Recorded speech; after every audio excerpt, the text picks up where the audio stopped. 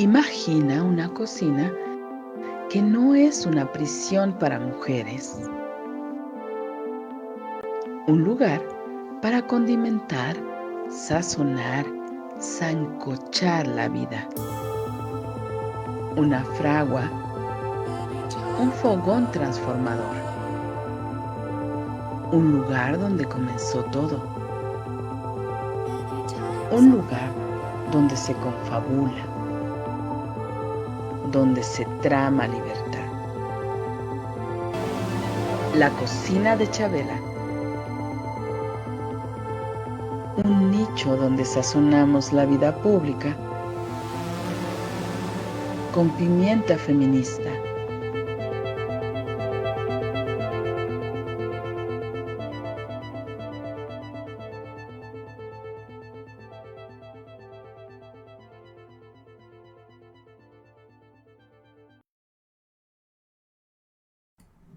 Hola, ¿qué tal? Linda tarde, feliz año, aún es tiempo de seguirnos felicitando en estos primeros días de 2024. Tenemos que acostumbrarnos pronto a sustituir el 23 por el 24 que ya ha recorrido 3 días.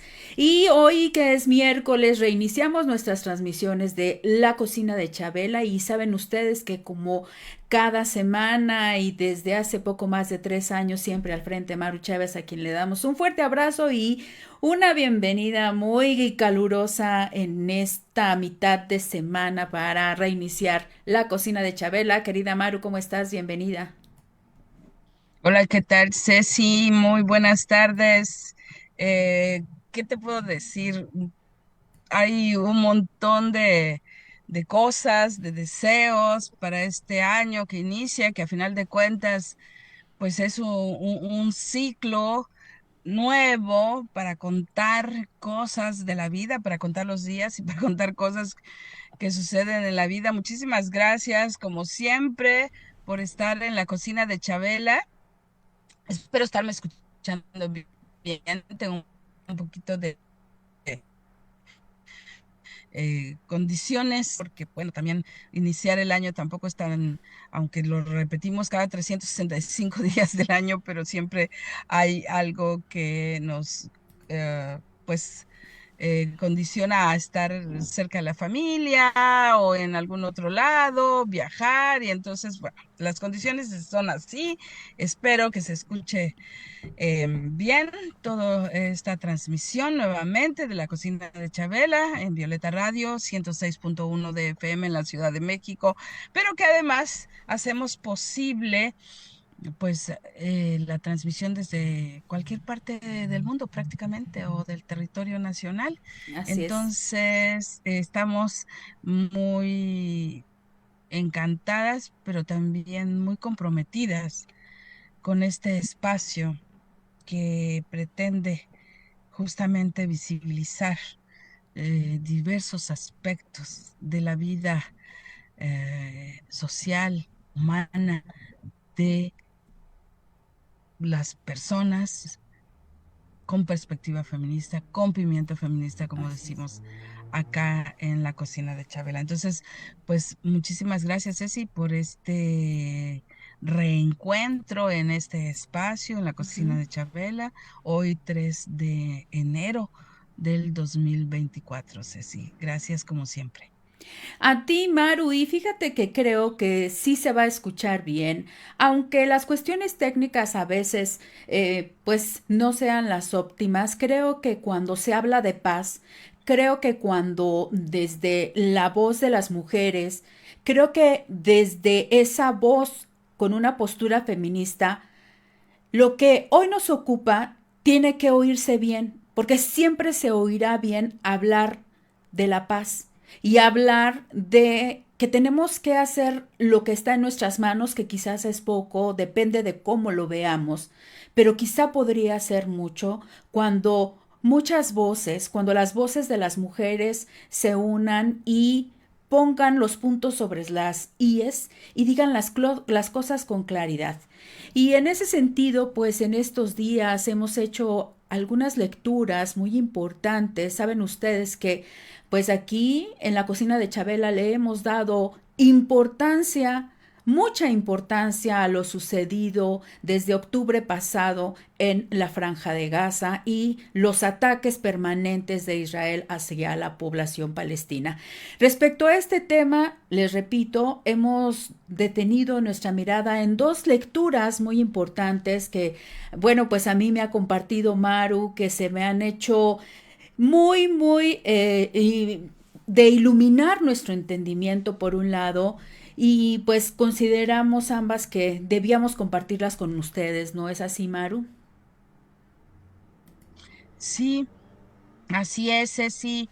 Efectivamente, dentro de 4 días se cumplen 3 meses de el evento trágico también, por supuesto, que desató este nuevo periodo del conflicto en Gaza, pero que ha tenido características devastadoras para la población, para las mujeres y los niños, en ese pequeñito territorio de Medio Oriente que además viene a bien recordar que es el territorio donde han surgido las religiones monoteístas, en donde se supone nació el, pues no fundador, porque él mismo creo que no lo fundó como tal, del cristianismo, pero donde la figura central, dicen que allí en Belén nació Jesucristo. Y bueno, este inicio del solsticio de invierno nos trae a cuenta visión de cómo vivir la vida bajo la creencia de un Dios, ¿no? Entonces, resulta incluso contradictorio todo lo que ha estado sucediendo. Repito, no voy a tomarme más tiempo diciendo estas cuestiones, pero sí, son dentro de 4 días, 3 meses de una serie de eventos en donde han muerto pues Miles. más de 20,000 personas Ujú. y una gran cantidad de niños y niñas, en donde incluso han muerto ah, pues periodistas, ¿no? Así Además es. de esta población, más de 120 periodistas, y si no mal recuerdo, son 135 periodistas los Así que han es. muerto. Es increíble esa cantidad en menos de 3 meses, Sí. em, de una cultura de la muerte. Y a propósito de los textos que vamos a leer, pues también de una discusión muy fuerte que se ha dado entre organizaciones o mujeres feministas, Claro. ¿no? Pues porque también se ha dicho por allí que este evento fue provocado por Hamas. Todo parece indicar que sí.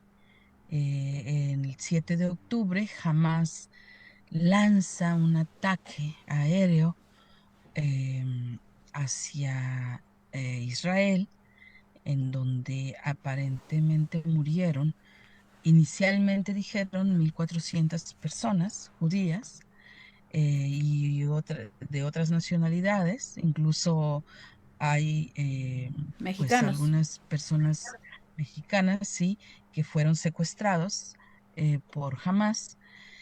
Y bueno, en general, muy lamentable también la población que pereció después de ese ataque o durante ese ataque. Y después, inmediatamente se previó que Israel iba a hacer un contraataque, ¿no? Una supuesta defensa, y digo supuesta porque me parece que detrás de las intenciones de esa frase de Israel tiene derecho a defenderse, pues hay en realidad una intención de aniquilamiento Así es. de la población palestina en Gaza. Entonces, a raíz de eso, se genera también una discusión entre feministas, algunas mencionando el derecho de Israel a defenderse, la orientación de derecha de un grupo armado como Hamas, que también es gobierno Ujú. en Gaza, ¿no? Y voy a exagerar, pero casi haber dicho que las mujeres palestinas, por estar sometidas a un sistema patriarcal Ujú. férreo, casi que se lo merecían, ¿no? Digo, no fue dicho así, pero era como el mensaje detrás de la Claro. justificación de que jamás es un grupo armado. Entonces, bueno, a mí me parece, Ceci, como lo has mencionado, que estos dos textos que hoy vamos a leer aquí son una reflexión desde un feminismo mucho más abierto al mundo, mucho más abierto a la humanidad, ¿no? Un feminismo que, como según yo, debe de ser el feminismo, que es mirar la organización de la humanidad y pugnar por justicia hacia las mujeres, pero hacia toda la población. Sí, definitivamente. Poniendo además también el tema de la lucha de clases, el tema del armamentismo, por ejemplo, ¿no? O como lo colocas tú, que me parece mucho más correcto, que es el asunto de la construcción de una sociedad mundial con paz y Así que es. es sumamente complicado. Y ya nada más para terminar, Ceci, quisiera decir también que estamos enfocadas en este tema de Palestina, que es tan controvertido, en donde, insisto, creo que hay una intención de aniquilamiento. O sea, para mí es la intención del Estado sionista que está gobernando Israel en este momento, de ir avanzando para la apropiación de todo ese territorio que ellos consideran su territorio, Así ¿sí? es. Entonces, pero que hay otros conflictos en el mundo que también merecen de nuestra atención y que en algún momento en la cocina de Chabela estaremos abordando, pero por ahora concentrémonos en estos textos, Ceci. Sí, antes quisiera agregar, me resulta sumamente incómodo tener que hablar de controversias, ¿no? O sea, no concibo yo que desde un punto de vista feminista alguien considere controversial el asunto de la muerte de población civil, de mujeres, niñas, niños, ancianos, hombres. No tendría que generar ninguna controversia. Ninguna postura feminista debería de sentirse contrariada frente a estas muertes.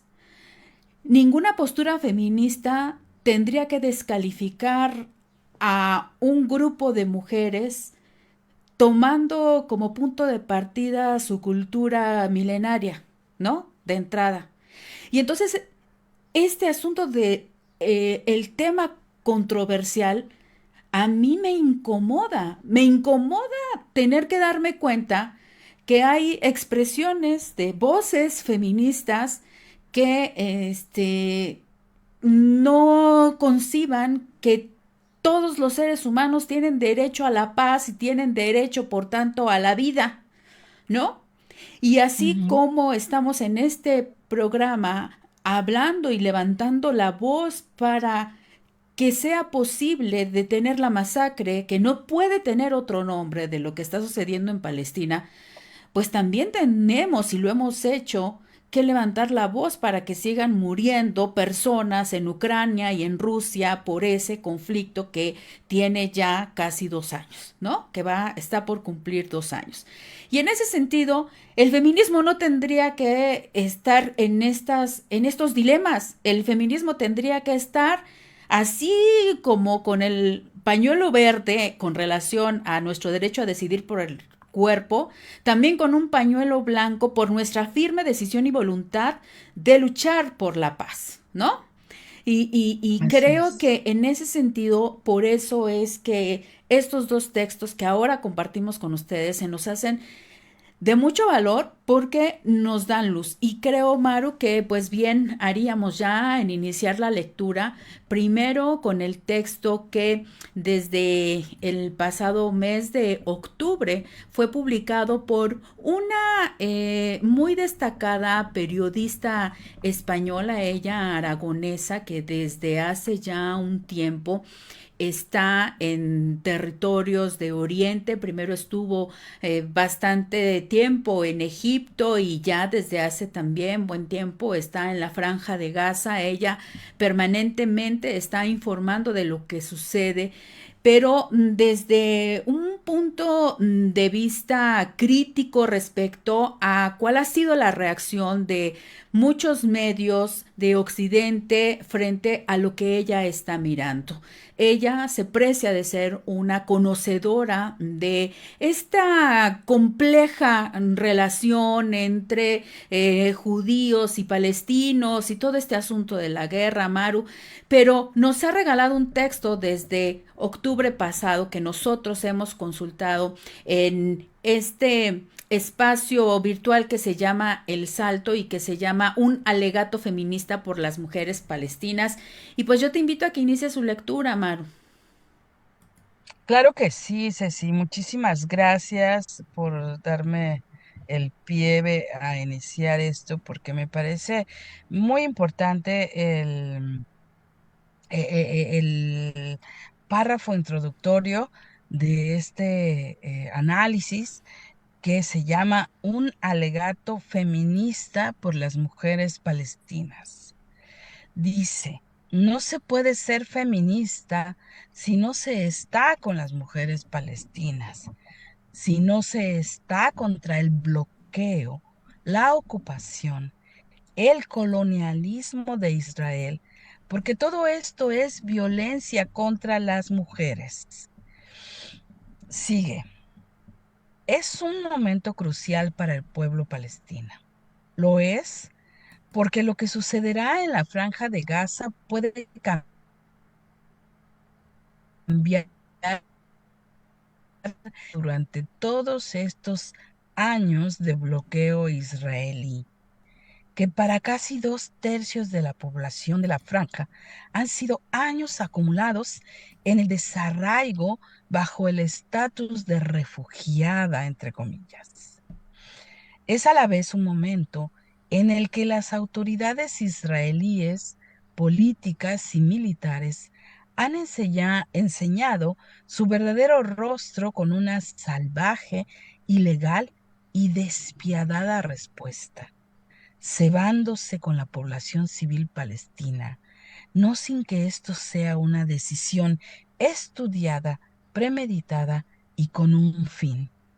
Todo esto sin olvidar que el 7 de octubre es un punto de inflexión, pero no el punto de partida de este mal llamado conflicto.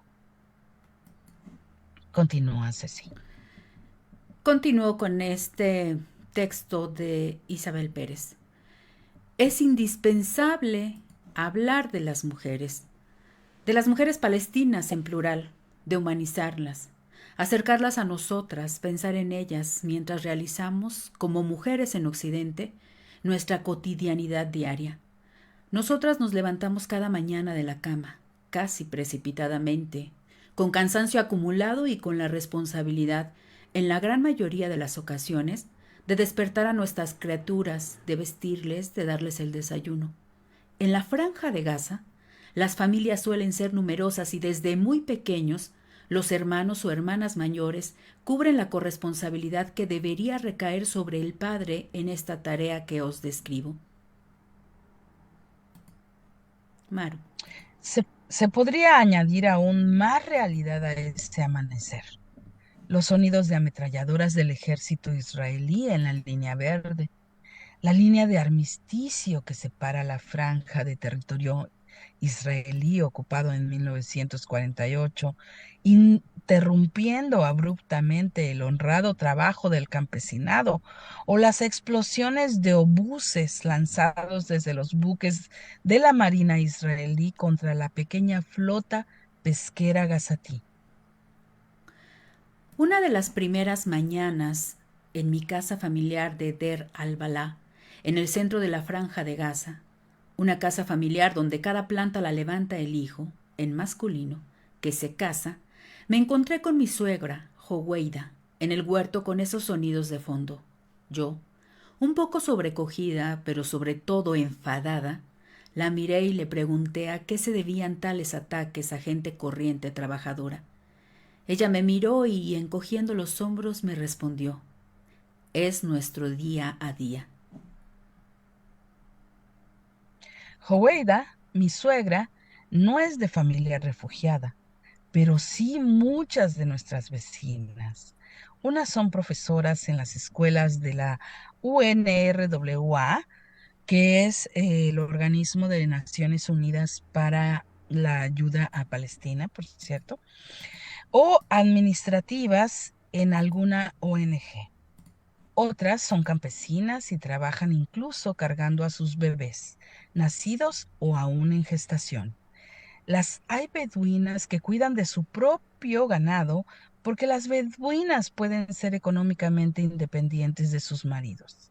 Pero la mayoría de las mujeres de la edad de Joweida son amas de casa cuyo espacio social coincide con el espacio privado, su casa. Pocas veces salen a comprar al mercado. Suelen mandar a los hombres o a los jóvenes de casa. En la ciudad, pero siguen siendo lugares dominados por los hombres. La Franja de Gaza es una ciudad. La Franja de Gaza es una zona rural cuya capital, Gaza ciudad, posee alguna pincelada urbanita, con más vida social fuera de casa, con salas de teatro, cafeterías o una zona de tiendas de ropa en el barrio de Rimal.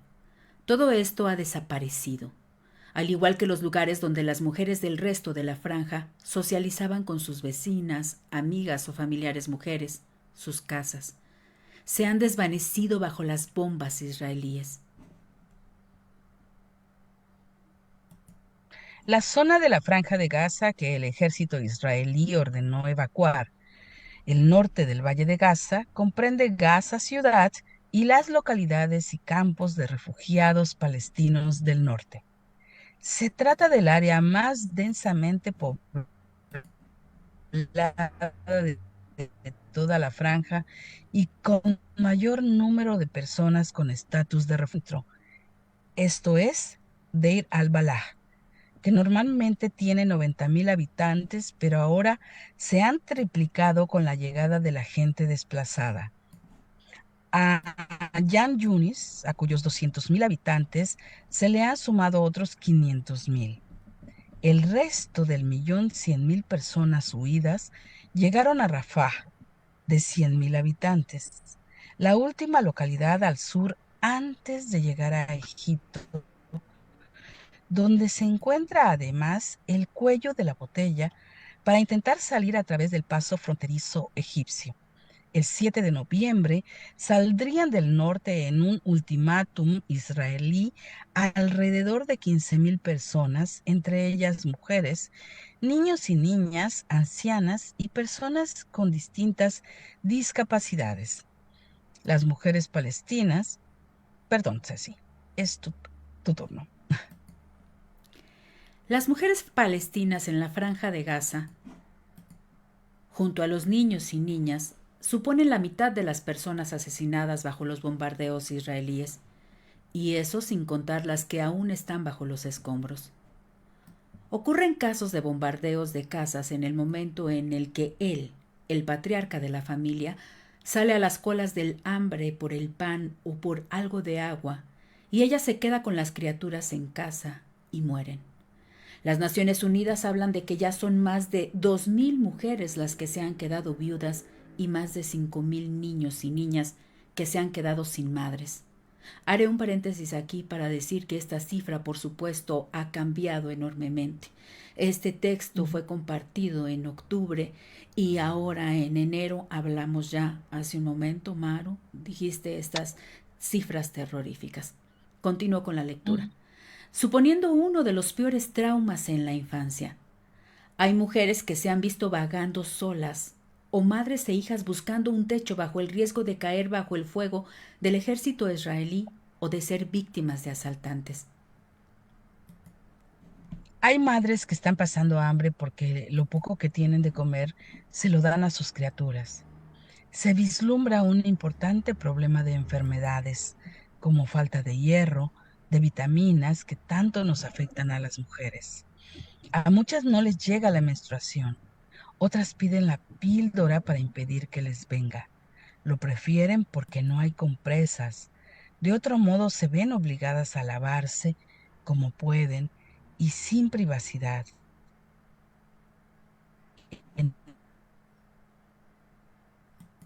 En la amenorrea, los síndromes premenstruales, los menopáusicos, se unen al síndrome postraumático de las mujeres.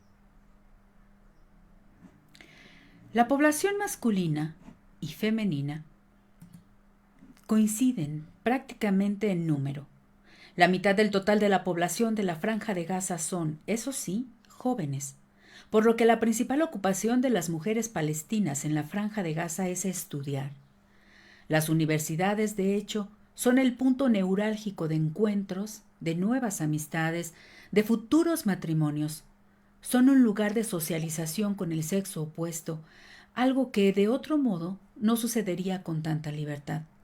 De entre estas parejas, las que se casan, dentro de estas parejas las hay que se casan antes de que ella termine los estudios. Otras estudiantes, en cambio, esperan a casarse una vez obtenido el grado universitario y hay muchas que quieren continuar con estudios universitarios superiores.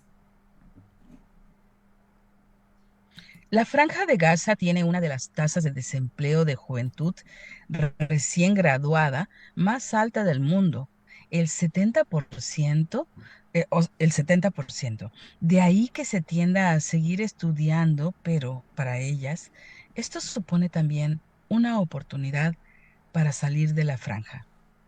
Para ello es imprescindible obtener una beca que no solo aporte el financiamiento suficiente para convencer al patriarca de la familia, sino también el visado que les permita salvar la barrera de la ocupación, porque Israel es quien controla el movimiento de estas jóvenes.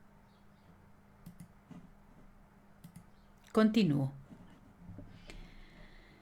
La educación es clave para la emancipación de estas mujeres, pero Israel ha bombardeado la Universidad Islámica de Gaza, la Universidad de Al-Azhar y la zona de Al-Sahra, donde se encuentra la Universidad de Palestina. Ha bombardeado las pocas oportunidades de empoderamiento de estas mujeres palestinas. Por todo ello, no se puede ser feminista si no se está con las mujeres palestinas. Si no se está contra el bloqueo, la ocupación, el colonialismo de Palestina, porque todo esto es violencia contra las mujeres. Es violencia en un discurso racista y supremacista que menosprecia a las mujeres palestinas. Es violencia sistemática porque si una mujer tiene un cáncer o si tiene una complicación en su parto, sabiendo que día a día de hoy se están teniendo que realizar cesáreas sin anestesia, y los partos se hacen en las peores condiciones de salubridad. Es Israel quien decide si puede o no salir fuera de la bloqueada Franja de Gaza. Israel mantiene a 4.000 prisioneros y prisioneras, palestinas y sus mujeres o sus madres. Pueden visitarles solo cuando Israel lo permite. En la Franja de Gaza están bombardeando a las mujeres, las dejan morir de enfermedad. En Cisjordania las humillan en los controles militares o irrumpiendo en sus casas de noche, lo cual supone violencia cuerpo a cuerpo. Una mujer indefensa en su pijama frente a un soldado israelí armado. En Cisjordania, las fuerzas israelíes usan a las mujeres para presionar a los hombres en sus interrogatorios. Durante la escalada bélica lanzada por Netanyahu en la Franja de Gaza, está apelando a una interpretación sionista de la religión para convencer de que es necesario matar a mujeres y niños. Las cadenas de mando israelíes están cometiendo un castigo colectivo contra la población gazatí y también es posible que estén siendo culpables de cometer un genocidio. Aunque para ser juzgados sea necesario presentar pruebas de que existen órdenes encomendadas a tal fin, como sucedió con el genocidio de Ruanda. Sea genocidio, limpieza étnica o masacre, para eliminar a un pueblo, acabar con las personas que dan la vida, con las mujeres, está encima de la mesa, como sucedió con las mujeres aborígenes en Canadá. Las mujeres en Palestina son símbolo de resistencia y perseverancia. Portan de generación en generación la identidad cultural palestina, las costumbres, algo que resulta un grave problema para Israel porque no las puede tachar de terroristas por ello, al igual que niega el disfrute de los derechos humanos de los y las palestinas. El gobierno israelí está prohibiendo a las mujeres refugiadas palestinas uno de sus derechos inalienables, según la resolución 194 de la ONU, el derecho al retorno a sus lugares de origen de donde fueron expulsadas en 1948. Con el impedimento de la independencia de Palestina, Israel está bloqueando la participación activa de las mujeres en encontrar una solución. El tiempo consumido ha ido en contra de las reivindicaciones políticas de las mujeres palestinas. Continúo. Para acabar, dice Isabel Pérez, quiero recordar con añoranza una de las propuestas resultado de la Conferencia Internacional de Mujeres celebrada en México en 1975, Año Internacional de las Mujeres según la ONU. En ella se apelaba a nivel internacional a posicionarse en contra del sionismo, la ocupación y la dominación de Palestina, todo acorde a las resoluciones de la ONU. Una lectura muy avanzada y que supuso la base legal de la resolución 3379 de la ONU, que consideraba el sionismo como una forma de racismo, y digo consideraba, entre comillas, porque dicha resolución fue revocada arbitrariamente en 1991. Continúa Isabel Pérez.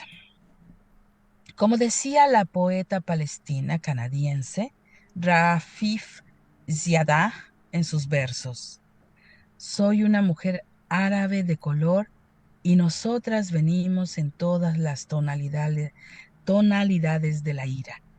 Así que déjame decirte que esta mujer que hay dentro de mí solo te traerá tu próxima rebelde. Y así finaliza Ceci Isabel Pérez con este escrito publicado en El Salto Diario en octubre del ya año pasado, 2023. Y estamos iniciando 2024 con una situación que no ha cambiado y que por el contrario se ha incrementado el número de víctimas de una manera tremenda. Y cuando hablamos de víctimas, Maru, hay que poner todos los términos completos, porque una víctima es todos los que han muerto, mujeres, hombres, niñas, niños, ancianos, pero víctima es también la mujer que ha quedado viuda al cargo de los hijos. Víctima es también aquel que ha quedado mutilado. Víctimas son también aquellos que no cuentan con agua potable. Víctimas son también los que han sido desplazados. Hay una cantidad enorme de víctimas y creo que cuando hablemos de ello, nuestra mente no solamente tiene que pensar por desgracia en quienes han fallecido, sino en estas otras víctimas que tienen que lidiar con esta cotidianidad. No solamente esta política de exterminio que viene aplicándose a la población palestina desde hace varios años y este desplazamiento de sus tierras originarias, sino es también ahora en este recrudecimiento de la mal llamada guerra, sino es este recrudecimiento de los bombardeos cotidianos que van a dejar marcada a esta generación de palestinas y de palestinos. Y como claramente dice Isabel Pérez, no podemos ser feministas, ¿sí? Así como hemos planteado otros puntos importantísimos que tenemos que asumir, casi casi como dogma, aunque quizá la palabra dogma sería una contradicción desde el feminismo. Pero sí hay principios fundamentales para que tú puedas considerarte feminista. Y omitir o hacer ojos ciegos u oídos sordos frente a esto que estamos presenciando cada día, pero además con una manera distorsionada por disposición de la dictadura mediática de Occidente, no podemos decirnos feministas. Frente a esto, si lo ignoramos, pero sobre todo si cuestionamos diciendo que el pueblo judío, que el sionismo judío tiene derecho a defenderse, discúlpenme, pero eso no es feminismo. Maru. Sí, así es, efectivamente, Ceci, porque hay una desproporción tremenda en el ataque que Israel, que el gobierno de Netanyahu ha estado lanzando hacia el territorio de Gaza, pero no únicamente, también Cisjordania ha sido atacada con una menor proporción ciertamente, pero en su conjunto esto conforma lo que llamamos el genocidio palestino, ¿sí? Ha sido un ataque en Gaza, claro, han prácticamente desaparecido esa pequeña franja que si tú, ya lo hemos hablado aquí en la cocina de Chabela con nuestro querido invitado, Gilberto. el doctor Gilberto Conde, que nos ha descrito cuál es la longitud de Gaza y que viene equiparándose a lo largo que es la avenida de los insurgentes, nos decía la Sí, vez pasada. sí, sí. Entonces, o sea, es un territorio incluso menor de lo que ahora consideramos, eh, pues, el territorio de la Ciudad de México, Sí. porque en esos más o menos cálculos, o sea, es un territorio, pues, minúsculo, sí, en longitud y en donde habita una gran cantidad de personas que comparada con nuestra Ciudad de México tampoco es tanta, pero que eso es lo que se conforma mayoritariamente el pueblo palestino, lo que han dejado después de una historia de expulsión principalmente, pero también de ataques que pretenden aniquilarlos. Si Así tú es. ves la historia y la suma de las víctimas en cada ataque a lo largo de la historia, pues veremos cifras de cientos de miles, Claro. no decenas de miles, Sí. cientos de miles. Entonces, bueno, así está esta situación muy triste. Coincido completamente con lo que has mencionado respecto de el ser feminista y no dejar de mirar lo que está detrás de los asuntos geopolíticos de ocupación y de colonialismo que se está llevando a cabo en esa región del mundo. Y Y bueno, sabes qué, Cecilia, Maru, te voy a ah, interrumpir sí, porque sí, a mí todo el texto me conmovió enormemente, me hizo sentir impotente también, te lo quiero decir, ¿no? Cuando te están haciendo la radiografía de lo que está sucediendo en estas tierras, pero cuando ella nos recuerda lo que se firmó, lo que discutieron las mujeres reunidas aquí en nuestro país en 1975, en sí, esa histórica conferencia, sí, que se asumieron posturas, se dijo claramente que el sionismo era algo que iba en contra del feminismo, ¿no? Ya sabemos lo que sucedió también en 1991, pero ese recordatorio, de manera particular a nosotras aquí en México, nos tiene que mover y yo quiero en ese sentido también invitarte a que este texto que tú hiciste a bien compartirme, yo ya lo he compartido con varias compañeras, pues difundámoslo enormemente, porque es desde la mirada de alguien que tiene ya un buen tiempo viviendo en este territorio. Ella, hay que recordar, Isabel Pérez es una española aragonesa que tiene muchos años, se ha convertido en un referente de la información que se da no solamente ahora que está en la Franja de Gaza, estuvo en Egipto, ha estado en otros territorios, en Siria, etcétera, etcétera. Entonces, es la mirada de una mujer que sabe cuál es la cotidianidad de estas mujeres que están sufriendo esta política genocida que yo no puedo llamar de otra manera, Maru. Es esto, ¿no? Como mujeres feministas mexicanas, también recordar lo que aquí en nuestro país se germinó y que tenemos que seguir impulsando a que pues nuestras posturas tienen que ser a favor de la vida de las mujeres, de la vida digna de las mujeres. sí, qué bueno que lo mencionas. Yo creo que incluso esa Conferencia Internacional de la Mujer, organizada en 1975 por la ONU en México, merece una emisión especial de La Cocina de Chabela.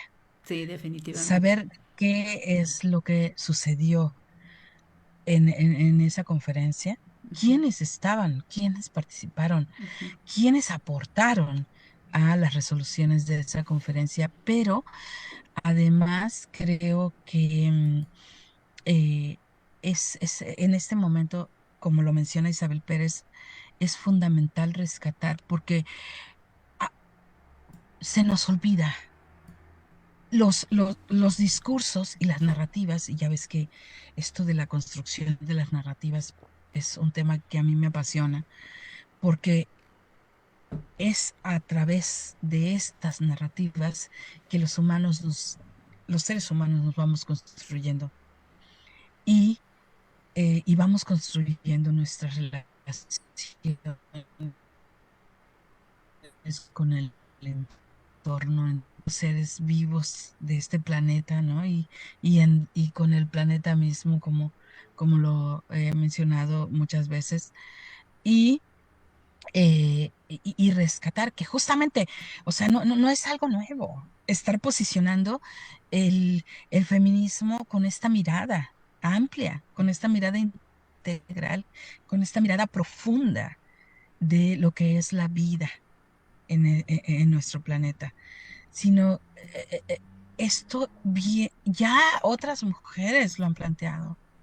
Esas, eh, va- la Conferencia Internacional de la Mujer en México dentro de un año va a estar cumpliendo 50 años.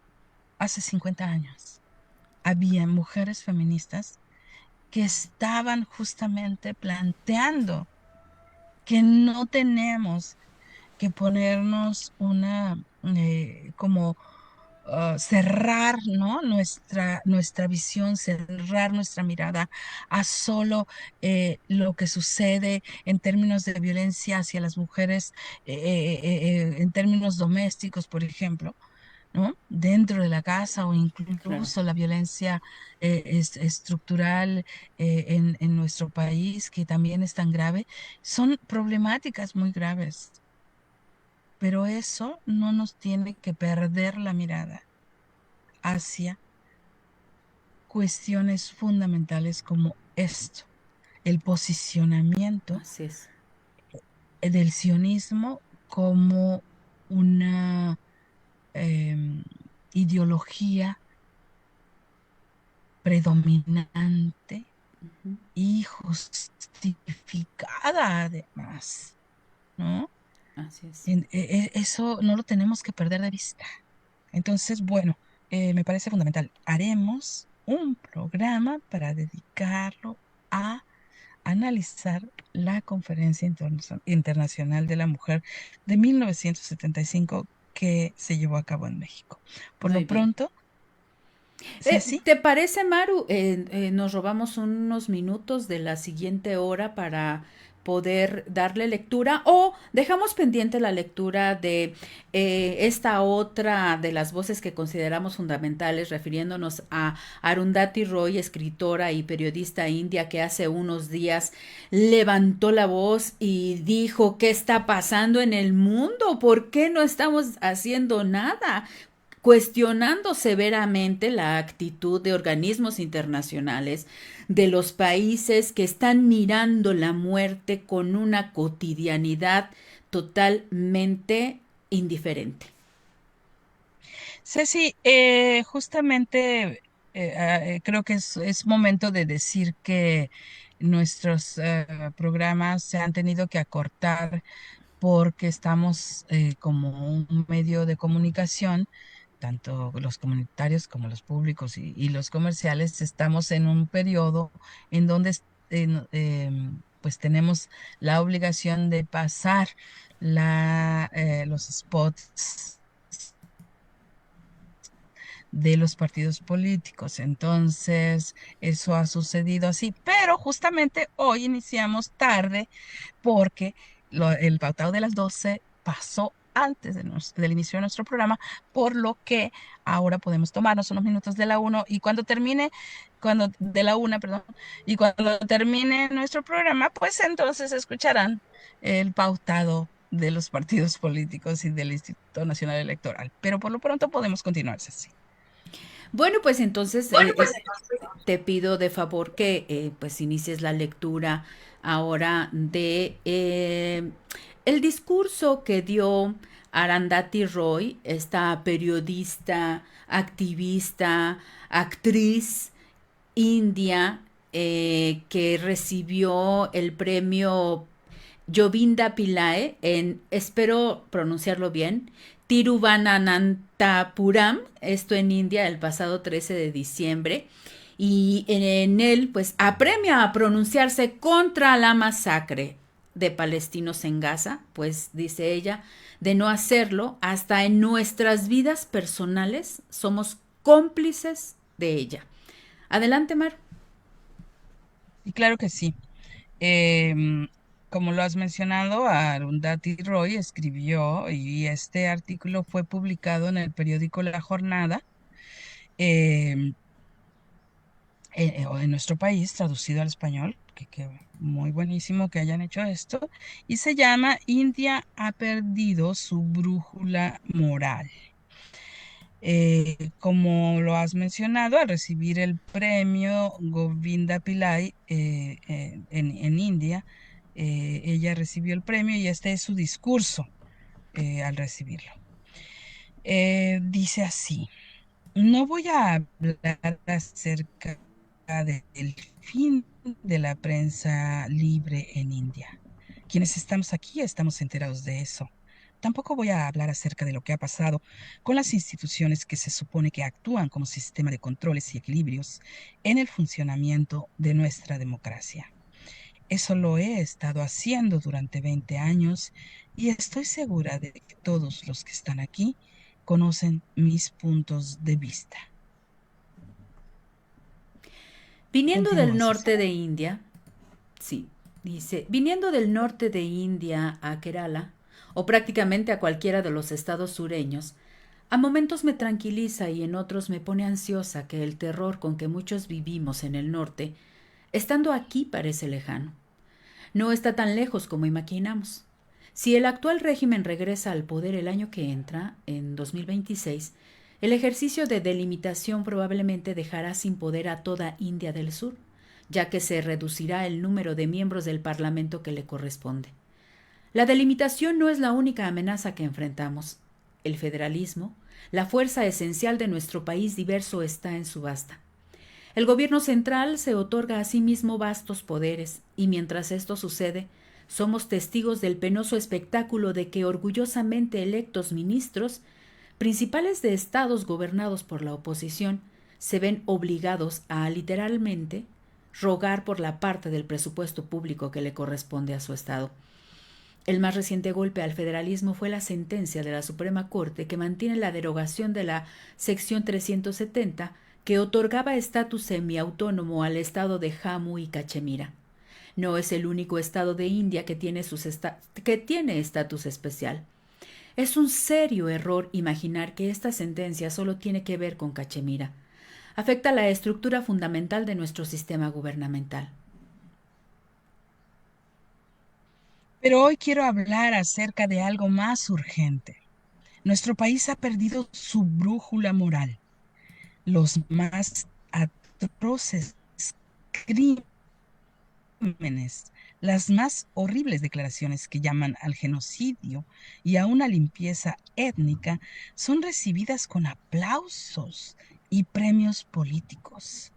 La riqueza se concentra en cada vez menos manos, pero al mismo tiempo, al aventar migajas a los pobres, los mismos poderes que los empobrecen consiguen su apoyo. En todo el mundo es más desconcertante. En todo el mundo, el más desconcertante enigma de nuestro tiempo es que la gente parece estar votando para quedarse sin poder. Lo hacen con base en la información que reciben. ¿Qué información es y quién la controla? Ese es el cáliz envenenado del mundo moderno. Quien controla la tecnología controla el mundo. Pero eventualmente, creo que la gente no puede y no será controlada. Creo que una nueva generación se rebelará. Habrá una revolución. Déjenme reformular eso. Habrá revoluciones. Plural. Dije que nosotros, como país, perdimos nuestra brújula moral. En todo el mundo, millones de personas, judías, musulmanas, cristianas, hindúes, comunistas, ateas, agnósticas, marchan. Llaman por un inmediato cese al fuego en Gaza, pero las calles de nuestro país, que alguna vez fue un verdadero amigo de los pueblos colonizados, un verdadero amigo de Palestina, que alguna vez también hubiera visto a millones marchando, están hoy en silencio. Y qué triste muestra de falta de visión. Mientras presenciamos el sistemático desmantelamiento de nuestra democracia y nuestra tierra, con su increíble diversidad, es metida a la fuerza en una espuria y estrecha idea de nacionalismo. Al menos aquellos que se llaman a sí mismos intelectuales deberían saber que nuestro país también podría explotar. Si no nos pronunciamos sobre la descarada masacre de palestinos, aun mientras es transmitida en vivo, hasta en los más privados descansos de nuestras vidas personales, somos cómplices de ella. Algo de nuestros seres morales será alterado para siempre. Simplemente vamos a quedarnos parados mirando cómo bombardean hogares, hospitales, campos de refugiados, escuelas, universidades y archivos. ¿Cómo desplazan a millones de personas y cómo sacan a niños muertos de debajo de los escombros? Las fronteras de Gaza están selladas. La gente no tiene a dónde ir, no tiene refugio, ni comida, ni agua. Naciones Unidas dice que más de la mitad de la población se está muriendo de hambre, y aún así los bombardean implacablemente. ¿De nuevo vamos a quedarnos mirando cómo deshumanizan a todo un pueblo, al punto de que su aniquilamiento no importa? El proyecto de deshumanizar a los palestinos no comenzó con Benjamín Netanyahu y su equipo, sino hace décadas. Continúa, Mar. En 2002, en Estados Unidos, en el primer aniversario del 11 de septiembre de 2001, di una conferencia llamada Ven Septiembre, en la cual hablé de otros aniversarios del 11 de septiembre, el golpe de Estado respaldado por la CIA en 1973, en esa auspiciosa fecha contra el presidente Salvador Allende en Chile, y luego el discurso el 11 de septiembre de 1990 de George W. Bush, padre, entonces presidente de Estados Unidos, ante una sesión conjunta del Congreso anunciando la decisión de su gobierno de ir a guerra contra Irak. Y luego hablé sobre Palestina. Leeré esa sección y verán que si no les hubiera dicho que fue escrita hace 21 años, pensarían que se trata de hoy. En 2002, en Estados Unidos, en el primer aniversario del 11 de septiembre de 2001, ese ya, Es perdón, sí, sí, el sí. siguiente párrafo. El 11 de septiembre también tiene una trágica resonancia en Medio Oriente. El 11 de septiembre de 1922, ignorando la furia árabe, el gobierno británico proclamó un mandato en Palestina, dando seguimiento a la Declaración de Balfour de 1917, que Bretaña imperial había emitido mientras su ejército se encontraba agrupado afuera de las puertas de Gaza. La Declaración de Balfour prometía a los sionistas europeos un hogar nacional para los judíos. En ese momento, el imperio en el que el sol nunca se pone era libre de arrebatar y legar tierras, así como un acosador en una escuela distribuye canicas. Con cuánta irresponsabilidad el poder imperial viviseccionaba civilizaciones antiguas. Palestina y Cachemira son los regalos al mundo moderno, enconados y empapados en sangre. Ambas son fallas geológicas en los intensos conflictos internacionales de hoy. En 1937, Winston Churchill indicó de los palestinos y citó, y cito, no estoy de acuerdo en que el perro tiene el derecho final al comedero, aunque haya estado en él durante mucho tiempo. No admito ese derecho. No admito, por ejemplo, que se haya hecho un gran mal a los indios rojos de Estados Unidos o a los negros de Australia. No admito que se les haya hecho un mal a estas personas por el hecho de que una raza más fuerte, una raza superior, una raza más cosmopolita, por decirlo de alguna manera, ha llegado y tomado su lugar. Se cierra cita de Winston Churchill. Continúa el artículo. Eso puso la pauta para la actitud del Estado de Israel hacia los palestinos. En 1969, la primera ministra israelí, Golda Meir, dijo, los palestinos no existen. Su sucesor, el primer ministro Levi Eshkol, dijo, ¿qué son los palestinos? Cuando llegué, entre paréntesis, a Palestina, había 250,000 no judíos, sobre todo árabes y beduinos. Era un desierto más que subdesarrollado. Nada.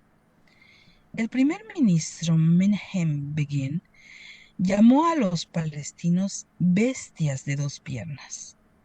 El primer ministro Yitzhak Shamir los llamó chapulines que podían ser aplastados. Este es el lenguaje de los jefes de Estado, no las palabras de la gente ordinaria. Así comenzó ese terrible mito sobre la tierra sin un pueblo para un pueblo sin tierra. En 1947, Naciones Unidas formalmente dividió Palestina y asignó 55% de la tierra de Palestina a los sionistas. Al año, habían capturado 76%. El 14 de mayo de 1948 se declaró el Estado de Israel. Minutos después de la declaración, Estados Unidos reconoció a Israel. La ribera occidental fue anexada por Jordania. La franja de Gaza pasó a estar bajo el control militar egipcio y Palestina formalmente dejó de existir, menos en las mentes y corazones de cientos de miles de palestinos que se volvieron refugiados. En 1967, Israel ocupó la ribera occidental y la franja de Gaza. A lo largo de décadas ha habido levantamientos, guerras, intifadas. Decenas de miles de personas han perdido la vida. Se han firmado acuerdos y tratados, se han declarado y violado ceses al fuego. Pero el derramamiento de sangre no cesa. Palestina sigue ilegalmente ocupada. Su pueblo vive en condiciones inhumanas, en virtuales bantustanes, donde los someten a castigos colectivos, a toques de queda de 24 horas y a diario son humillados y brutalizados. Nunca saben cuándo podrían ser demolidos sus hogares, cuándo podrían disparar contra sus hijos, cuándo podrían tumbar sus preciosos árboles, cuándo cerrarán sus carreteras, cuándo les permitirían caminar al mercado y comprar comida y medicina, y cuándo no. Viven sin un atisbo de dignidad, sin mucha esperanza a la vista. No tienen control sobre sus tierras, su seguridad, sus movimientos, sus comunicaciones, su suministro de agua. Así que cuando se firman acuerdos y lanzan palabras como autonomía y hasta Estado, siempre vale la pena preguntar ¿qué tipo de autonomía? ¿Qué tipo de Estado? ¿Qué tipo de derechos tendrán sus ciudadanos? Jóvenes palestinos que no pueden controlar su enojo se transforman en bombas humanas y merodean las calles y sitios públicos de Israel, haciéndose explotar y matando a personas ordinarias. Inyectan terror en la vida cotidiana y con el tiempo refuerzan la sospecha entre ambas sociedades y el odio mutuo. Cada bombardeo invita a una represalia sin piedad y a todavía más adversidades para el pueblo palestino. Pero bueno, una bomba suicida es un acto de desesperación individual, no una táctica revolucionaria. Aunque los ataques palestinos siembran el terror en los ciudadanos israelíes, ofrecen el pretexto perfecto para las diarias incursiones del gobierno israelí en territorio palestino. La perfecta excusa para un colonialismo del siglo XIX, anticuado, disfrazado de estar a la última moda, de guerra del siglo XXI. El acérrimo aliado político y militar es y siempre será Estados Unidos. El gobierno de Estados Unidos ha bloqueado, junto con Israel, prácticamente todas las resoluciones de Naciones Unidas que buscaban una solución pacífica y equitativa al conflicto. Ha apoyado prácticamente todas las guerras que Israel ha combatido. Cuando Israel ataca a Palestina, los misiles que destrozan los hogares palestinos son estadounidenses y cada año Israel recibe varios miles de millones de dólares de Estados Unidos, dinero de los contribuyentes. Hoy, todas las bombas que Israel lanza sobre la población civil, cada tanque y cada bala trae el nombre de Estados Unidos. Nada de esto sucedería si Estados Unidos no estuviera respaldándolo incondicionalmente. Todos vimos lo que pasó en la Asamblea del Consejo de Seguridad de Naciones Unidas el 8 de diciembre, cuando 13 Estados miembros votaron por un cese al fuego y Estados Unidos votó en contra. El perturbador video del embajador adjunto de Estados Unidos, un afroestadounidense, levantando la mano para vetar la resolución, se quedó impregnado en nuestras mentes. Algunos amargados comentaristas en redes sociales lo llaman imperialismo interseccional. Lo que Estados Unidos parecía estar diciendo era: terminen el trabajo, pero háganlo con amabilidad. Continúa, Ceci, porque tuve un problema de internet y el texto se me desapareció. Continúa. ¿Qué lecciones deberíamos de sacar de este trágico conflicto? Realmente es imposible para los judíos que sufrieron tan cruelmente ellos mismos, quizá más cruelmente que ningún otro pueblo en la historia, comprender la vulnerabilidad y el anhelo de aquellos que han sido desplazados? El sufrimiento extremo siempre despierta la crueldad. ¿Qué esperanza deja esto a la raza humana?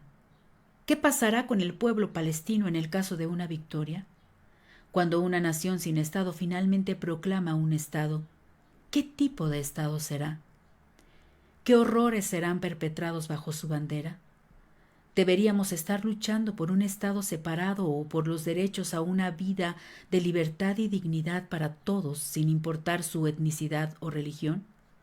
Palestina fue un bastión secular en Medio Oriente, pero ahora el débil y no democrático, corrupto pero abiertamente no sectario OLP está perdiendo terreno ante Hamas, que apoya una ideología abiertamente sectaria y lucha a nombre del Islam.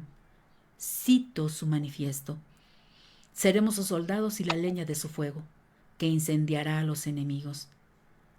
El mundo es llamado a condenar a las bombas suicida, pero ¿podemos ignorar el largo camino que han andado antes de llegar a este destino? Del 11 de septiembre de 1922 al 11 de septiembre de 2002, 80 años, es mucho tiempo para librar una guerra. ¿Hay algún consejo que el mundo pueda darle al pueblo palestino? Deberían de simplemente tomar la recomendación de Golda Meir y hacer un esfuerzo real de no existir. Maru. La idea de borrar, de aniquilar a los palestinos es claramente articulada por los funcionarios políticos y militares. Un abogado estadounidense que presentó una demanda contra la administración de Biden por su, entre comillas, fracaso en prevenir un genocidio, entre paréntesis, que en sí mismo es un crimen, habló acerca de lo raro que es un intento de genocidio, que es que un intento de genocidio sea articulado de forma tan clara y pública. Una vez que hayan logrado esa meta, quizá el plan es tener museos mostrando la cultura y artesanía palestina, restaurantes que ofrezcan étnica comida palestina, quizá un espectáculo de luz y sonido que muestre lo animado que era el viejo Gaza en el nuevo puerto de Gaza, a la cabeza del proyecto del canal de Ben Gurión que supuestamente planean para competir con el canal de Suez. Supuestamente ya se están firmando contratos de exploración. Ceci. Hace 21 años, cuando leí Ben, septiembre, en Nuevo México, había una especie de omertá en Estados Unidos respecto de Palestina. Aquellos que hablaban del tema pagaban un enorme precio por judíos y me regreso. Aquellos que hablaban del tema pagaban un enorme precio por hacerlo. Hoy, los jóvenes están en las calles, encabezados por judíos y palestinos, furiosos con lo que su gobierno, el gobierno estadounidense, está haciendo. Las universidades, incluso las más elitistas, hierven de ira. El capitalismo se está moviendo rápido para callarlas. Los donantes amenazan con retener los fondos y de esta manera deciden lo que los estudiantes estadounidenses pueden o no decir, o cómo pueden o no pensar. Un disparo al corazón de los principios fundacionales de la llamada educación liberal. Adiós cualquier pretensión de poscolonialismo, multiculturalismo, legislación internacional, los convenios de Ginebra, la Declaración Universal de Derechos Humanos. Adiós a cualquier pretensión de la libre expresión o moral pública.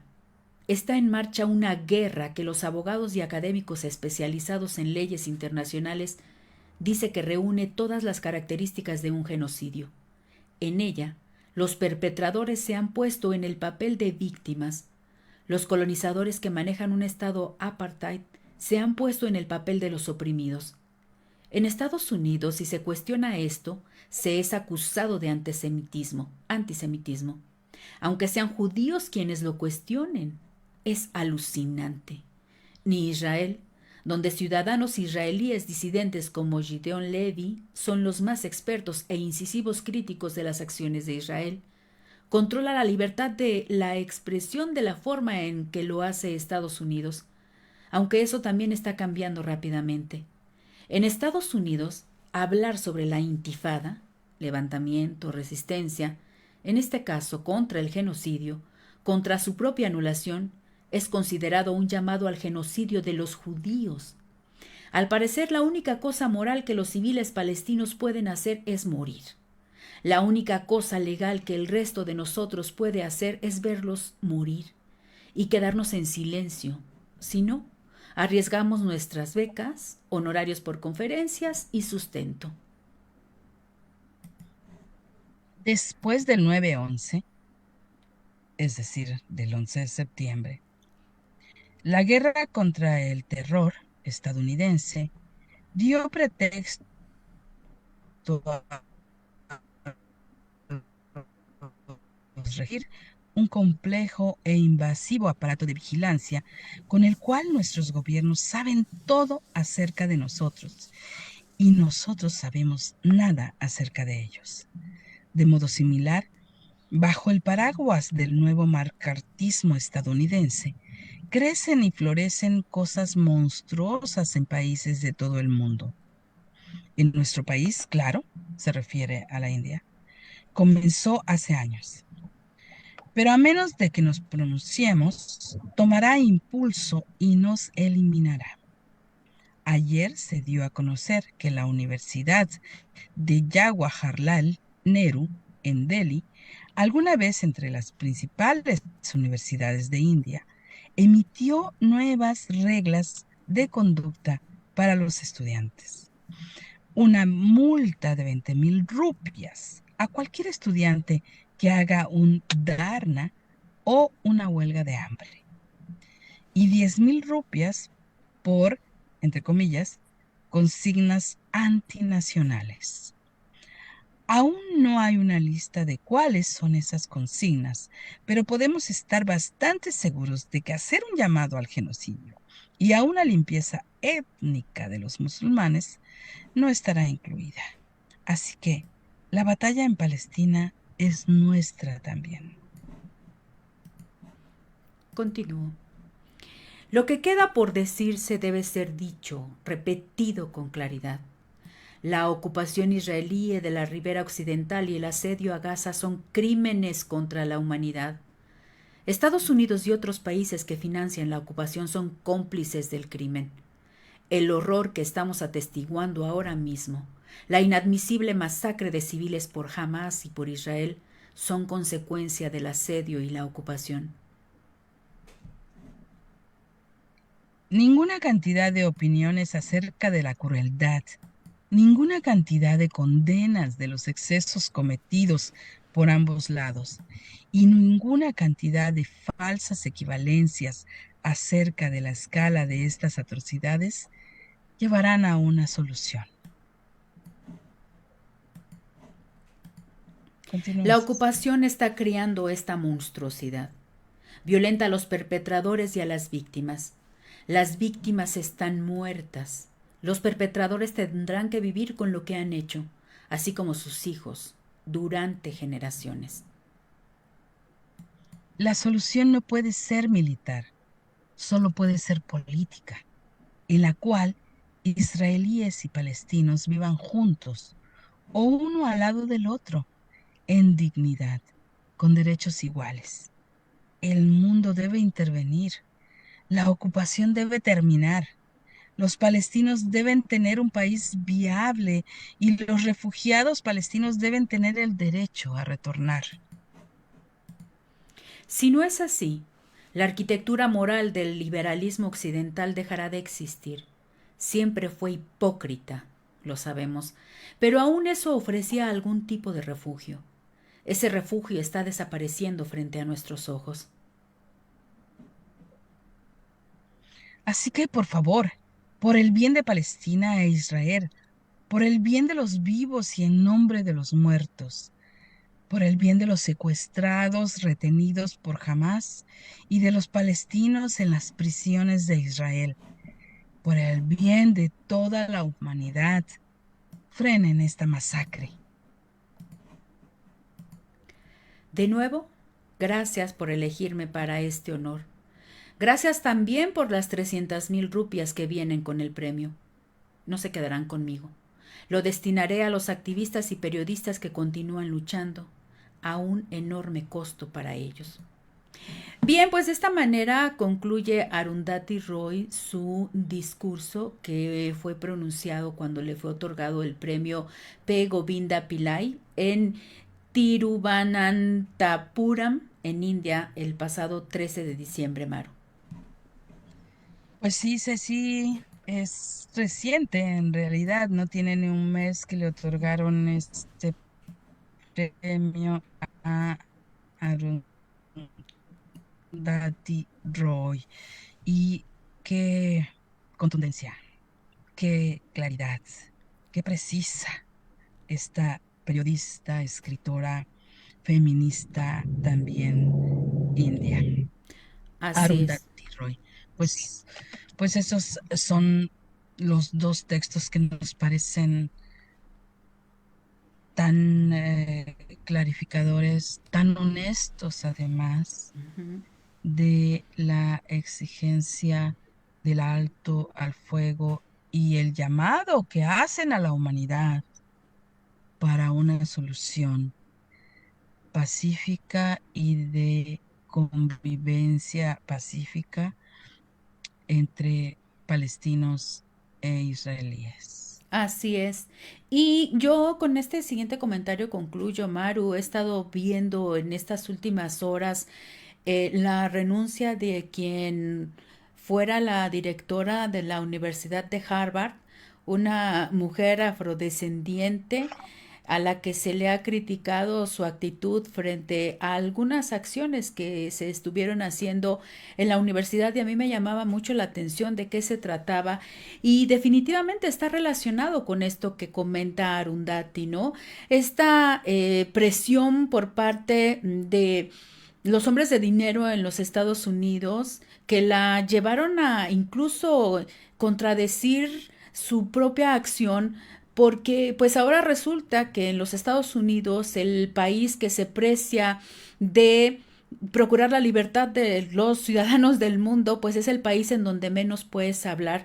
Y por supuesto que en las universidades hay expresiones de descontento, tanto de alumnos judíos como de alumnos no judíos o de cualquier otra religión, criticando las acciones de gobierno y el apoyo de gobierno a Israel para que continúe con esos bombardeos, y estas acciones en contra de o las manifestaciones en contra de esta actitud norteamericana, pues es considerada inmediatamente como una actitud antisemita, ¿no? Entonces, está en peligro la libertad de expresión. Siempre ha estado en peligro la libertad de expresión en los Estados Unidos, por supuesto, pero pues mira, ahora en las universidades se está convirtiendo en centros en donde no puedes expresar, en las universidades, Maru. Bueno, sí, sí, creo que no es secreto para nadie, muy por el contrario, al contrario, ha sido que se ejerce en distintas instituciones académicas y otro tipo de instituciones de los gobiernos occidentales hacia ciertos conflictos, ¿no? Háblese de Rusia y Ucrania, toda la eh, censura y casi borrado, ahí sí, ¿no? Borrado de lo ruso, de todos los aportes, incluso científicos, literarios, artísticos, teatrales, que por ejemplo que los rusos hicieron, recordarás cómo prohibieron conferencias sobre, yo recuerdo incluso en México, sobre Dostoyevsky, es decir, una censura tremenda para borrar prácticamente de la historia de la humanidad a esos pueblos, cuando en realidad lo que se tendría que buscar es pues el cese al fuego a través de la vía política.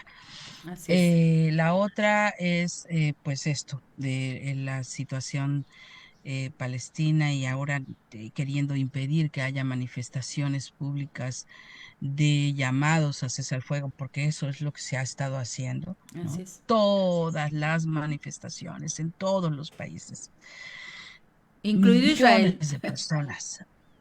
Exacto, incluso en Israel. eh, han llamado a un cese al fuego, a un alto al genocidio que se está llevando a cabo en contra de el pueblo palestino, en donde miles de niños y niñas, mujeres, es decir, no es una lucha armada, no hay dos bandos armados, hay un ejército atacando a la población A un civil pueblo. de un pueblo, aún con pretextos, ¿no? Como estos pretextos absurdos de bombardear hospitales, de dejar morir a niños prematuros que estaban en incubadoras, por ejemplo, ¿no? Sí, no, tremendo. Eh, con el pretexto de que allí se refugiaban integrantes de Hamas. Ujú. Es una barbaridad. Y la historia, nuestra historia como humanidad, nos lo va a cobrar.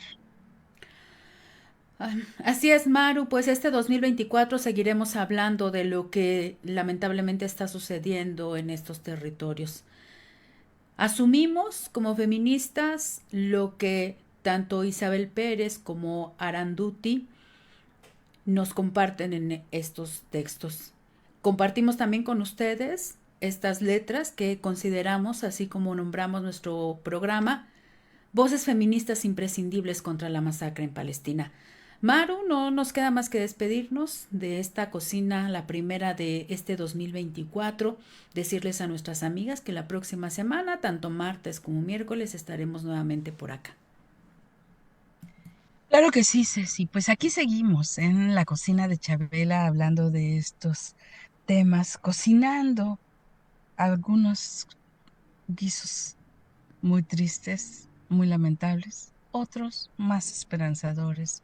Seguiremos este año insistiendo en que el feminismo es un movimiento, una manera de pensar, una postura política, una experiencia de vida que aporta a una mejor vida para todas y todos y todes en este planeta. Muchas gracias, Ceci, por estar en esta cocina primera del año 2024 y nos encontramos el siguiente miércoles. Ya lo dijiste. Hasta pronto.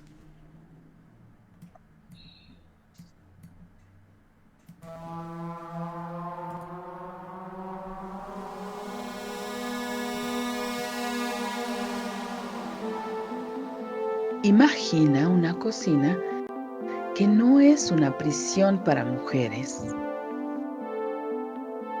un lugar para condimentar, sazonar, sancochar la vida, una fragua, un fogón transformador, un lugar donde comenzó todo, un lugar donde se confabula, donde se trama libertad. La cocina de Chabela, un nicho donde sazonamos la vida pública con pimienta feminista